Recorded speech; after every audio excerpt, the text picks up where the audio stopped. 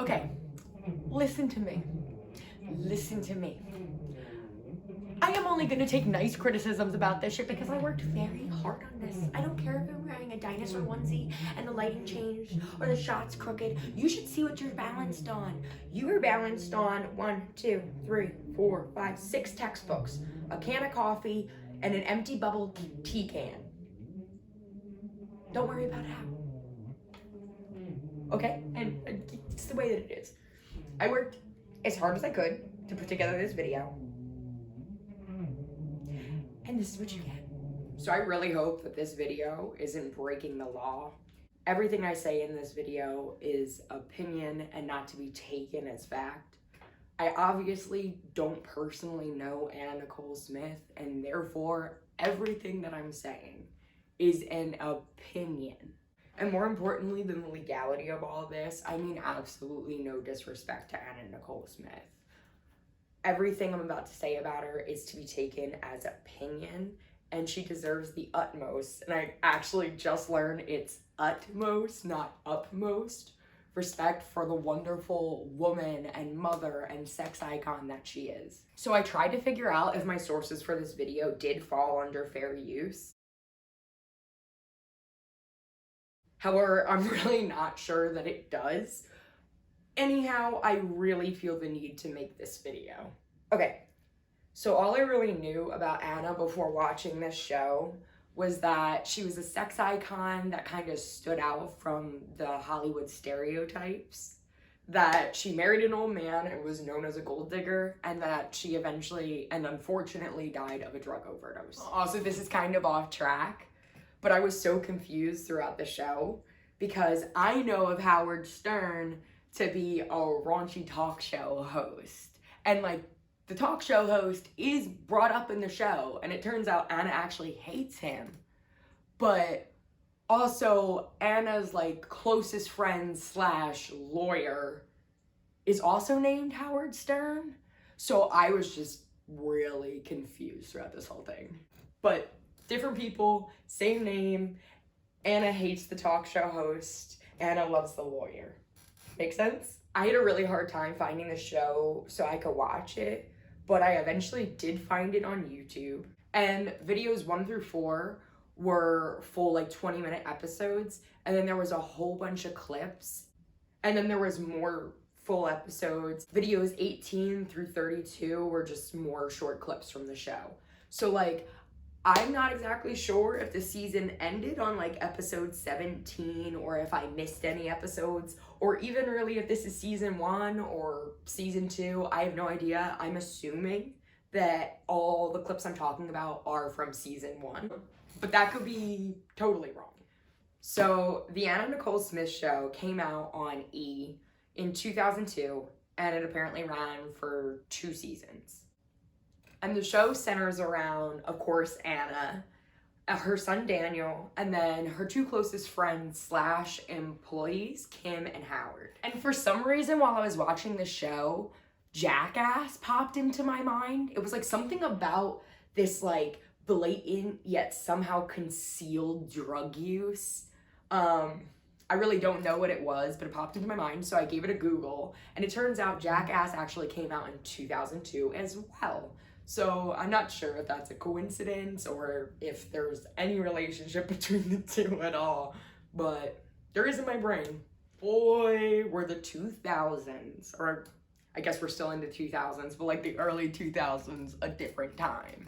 Like, several parts of the show aged so badly that they genuinely shocked me. This show's got it all. It's got the "and like Nancy" word, body shaming, hidden drug problems, hidden mental problems, even the "M like Mary" word. The 2000s to me were a time of slut shaming during like the sexual revolution, where like Christina and Britney were huge at the time and so heavily sexualized, yet at the same time, Britney's being scrutinized publicly on TV about whether or not she's a virgin. So in the show, in a couple of episodes, they go to this tattoo parlor, and crazily enough, it's either like the address of the building or I don't know, it might even be the name of the building, but it's 5150. And during this one scene where like Kim's getting her tongue pierced, there's this song playing. And like, I don't know if it's just like the oh my God. I don't know if it's just the version I watched or like if the show when it came out on TV was also captioned, but there was this song playing and it's captioned and they just drop the N-word hard R in the show. And like obviously I'm not gonna play that clip from the song, mostly because I'm incompetent and I won't be able to bleep it. So it was captioned. I'm just gonna screenshot it and censor the words. And then in a different episode, Anna's on her way to the dentist and then they use the M word, M like Mary, and they're just like fetishizing little people and talking about how hot it is, which yeah. Anna's size is also brought up constantly throughout the show. And I mean, I don't view her weight as a downfall by any means, but this is 2002, where heroin chic is in, no Lizzo, limited body positivity. Like all the time throughout the show, she's calling herself fat or bringing up how people think she's fat or how she must be hungry. There's this scene. Do you have a 12 and that jacket? And then that's immediately followed up by this scene. Can you get me this in a large one? Do you have this in a big size? And like, to be honest, I really don't know if they're trying to be body positive there or like make a joke out of it. I have no idea. I have so many questions. Like, why did this show come out in 2002 when the public is mostly ridiculing Anna? Why did she get her show then? Is this show like kind of a joke on her? Is it to make her look like a mess? Because it doesn't seem like Anna takes it that way. And then another thing about this show that in hindsight is I find it so eerie when Anna brings up death. Kill me, please. Just get myself out of my misery, please. Hey, give me a sauce, come. Or even living. You know those bumper stickers where it says shit happens and then you die? It should happen where shit happens and then you live, because that's really the truth of it. And then there's this one scene where like Anna's going on a trip and she's going to go get her plane and it's still early AF, like the sun's not even up, and she's trying to wake up Daniel, her son, to say goodbye, and like obviously he's tired and he's not really being enthusiastic about it, and then she says all of this. I hope I don't die and the plane don't crash. Bye. You don't care if I die or not. Also at one point Howard says this. I'm just gonna say you don't feel good, you feel dizzy. I do. Okay, I know you do. I mean, you felt dizzy all morning, so. And like honestly that might not seem like a big deal, but it had me like really worried for her health. Like how often was she dizzy? Like they talk about how she's in pain. Like was she not feeling well? And not just like sad, but like physically often? And did they know that? So now for the least significant but most lighthearted segment, part, who knows, of this video. Bobby Trendy sucks. Anna moves into a new house in the first episode. And then throughout the entire season, basically, she's having her house decorated by this guy, Bobby Trendy. And like, this guy very well may be an actor, and I desperately hope he's an actor. But he's just...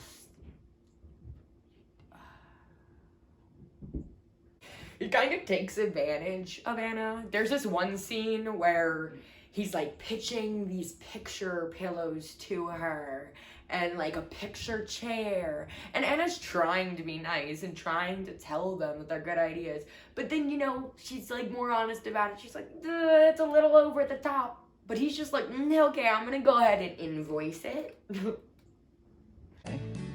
you How does think that sound? people would think I was conceited? No, I think you'll just pay homage to the owner of the home, which is you, and I think that'd be fabulous.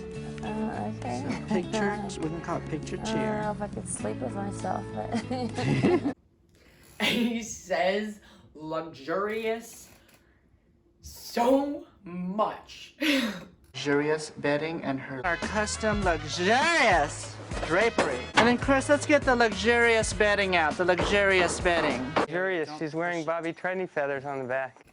And he also says shit like this that rubs me the wrong way.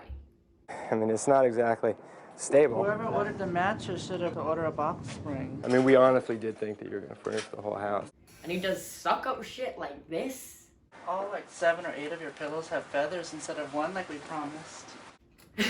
And he does weird mean girl stuff like this. I want one of me and Anna. A little bit further back so we remain young. Thank you. Right, Anna? And his stuff's not even good. It's all like cheaply made and falling apart, and like Howard tries to call him out on this, but Anna defends him. Look at these feathers, though, Bobby. These are like quartered feathers. I mean, look at them. They're like cut, broken. The They're most different important feathers. thing is, Anna, do you like the feathers? I like them. And then because Howard called him out, he's a little bitch, and he won't bring Anna her stuff, and he leaves this voicemail, and the end of it is so cringy. Down because I'm here in Beverly Park, right, ladies? Right, that's right. Where I will remain to decorate, where I'm appreciated. Am I not, ladies? Get your boys butt And mine is no object to the ladies of Beverly Park. Like, I really hope this guy is an actor. And then Anna's friend and part-time designer, Frankie, comes into the picture, and Anna decides to flip the script on Bobby Trendy. Oh, you're so good. I know.